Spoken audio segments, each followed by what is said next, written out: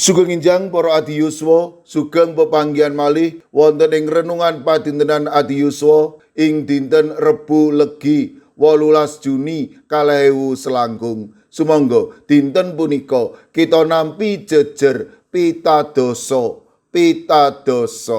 Para adi yuswa, bandhanipun manungsa saged menapa kemawon, saged arupi arta lan menapa ingkang kita duweki. Sinten ingkang boten remen kalian bondo? Sedaya tiyang tamtu remen kalian bondo, awit bondo saged nentremaken lan nyekapi kabetaning gesang. Boten maiben manungsa lajeng buru bondo lan ngempalaken bondo kanthi maneka warni. Saged lumantar makarya ingkang mempeng lan jujur, nanging saged ugi srana apus-apus lan ngrugekaken liyan. Salomo nggadahi bondo ingkang kathah sanget, malah kepara boten wonten tiyang ingkang nggadahi bondo ingkang sami kalian Salomo. Senadyan kathah ing bondo, Salomo boten umuk, boten gumunggung menapa malih ngegungaken bandhanipun. Salomo ngakeni sedaya bondo punika berkahipun Gusti. Kanggenipun Salomo raos ajri asih dhateng Gusti lan gesang ingkang wicaksana nglangkungi bondo ingkang dipun gadahi. Milanipun ing Wulang bebasan 3 ayat 16, tangane tengen ngegem umur dawa, kang kiwa nyekel kasugihan lan kaurmatan. Ayat punika pepemut amri kita boten namung buru bondo kadonyan ingkang saged ugi nyagetaken kita dumawah ing dosa, ananging kita kedah emut kalian Gusti minangka sumbering gesang kita. Para adi yuswa, ing tata gesang kathah tiyang ingkang namung buru bondo lan nindakaken menapa kemawon amri pikantuk bondo kadonyan. Gesang ingkang mekaten tamtu saged ngrisak tata gesang lan sesambetan kalian sesami lan Gusti. Sejatosipun Gusti sampun nyawisaken sedaya ingkang kita betahaken. Gusti tansah nyarengi lan nyekapi. Milanipun manungsa kedah budidaya nanging ugi kedah emut kalian berkahipun Gusti. Milanipun sampun ngantos kuwatos lan pitadosa pilih Gusti tansah ngreksa kita. Amin. Sumangga kita ndedonga.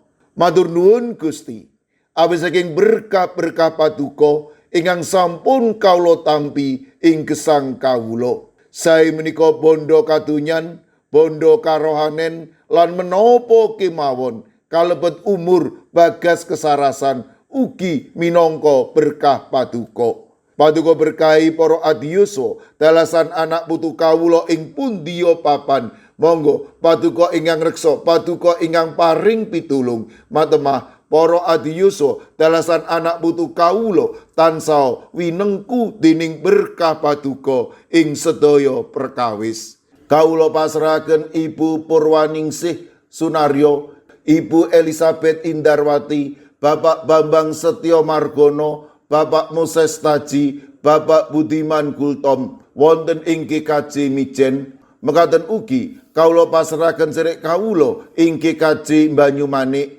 Bapak Daniel Agus Suwarso, Ibu Arum Puji. Monggo Gusti paduka ingkang ugi makarya matemah ingkang nampi wetahing kesarasan peparing paduka. Mirunggan kawula pasrahaken Bapak Pendeta Timotius Setianto GKJ Krapyak, kawula pasrahaken Bapak Sugianto, Bapak Budi Sutomo, Ibu Sucipto, Ibu Tulat, Bapak Amung Pracoyo, Ibu Lis Martono ing GKJ Magelang. Kawula ugi masrahaken Bapak Minto Taruno wonten ing GKJ Pugeran. Kawula pasrahaken Ibu Sri Windardi, Bapak Mardiono, Bapak Margono, Ibu Marsudi wonten ing GKJ Pamong Utomo Kalinegoro. Kawula pasrahaken sedherek kawula ing GKJ Immanuel Sulu, Ibu Helmi Suprapto, Ibu Tugiani Sunarto, lan Ibu Tati.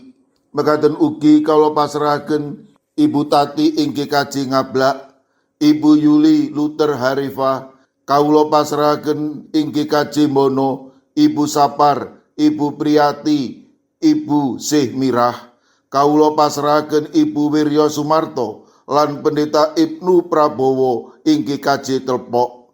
Kawula pasrahaken Ibu Isti Wilayah 3 inggih kaji Wonocatur. Kawula pasrahaken Ibu Karyumi, Ibu Kusmini wonten inggih kaji Purbo.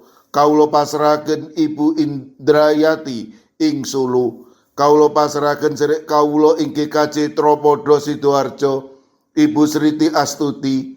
Kawula pasrahaken Ibu Lini Sutopo inggih kaji Semarang Barat. Kawula pasrahaken Bapak Yohanes Mudadi inggih kaji Tuban, inggih kaji Trangkil. Kawula pasrahaken Ibu Nani Cahyono, Bapak Karyo, Bapak Ibu Toyo, lan Ibu Ngatini. Kawula pasrahaken Ibu Lasiem ing Blok 6 GKJ Gondang Winangun. Kawula pasrahaken sedherek kawula ing GKJ Wonosobo, Bapak Lazarus Samijan, Bapak Yusuf Sunaryo, Ibu Endang Sarjono. Kawula pasrahaken Eyang Sarwito ing GKJ Ngalian. Kawula pasrahaken Ibu Wahyono ing GKJ Plengkung, Ibu Sunarti ing GKJ Salaman. Kawula pasrahaken Ibu Apri ing GKJ Canden, Bapak Jatmiko ing Denpasar, Ibu Warsi ing Kemenjing. Kawula pasrahaken sedherek kawula ing GKJ Ungaran, Ibu Sugito, Bapak Sembiring, Ibu Suresno, Ibu Munarti, Bapak Ibu Tugiman. Kawula pasrahaken sedherek kawula ing GKJ Sragen, Bapak Warsito Riyadi, Ibu Sumiati, Bapak Suyanto. Kawula pasrahaken Bapak Chandra Deni Saputro. Kawula pasrahaken ing GKJ Watu Sigar, Ibu Warsini, dalasan putranipun Yohanes Haryadi.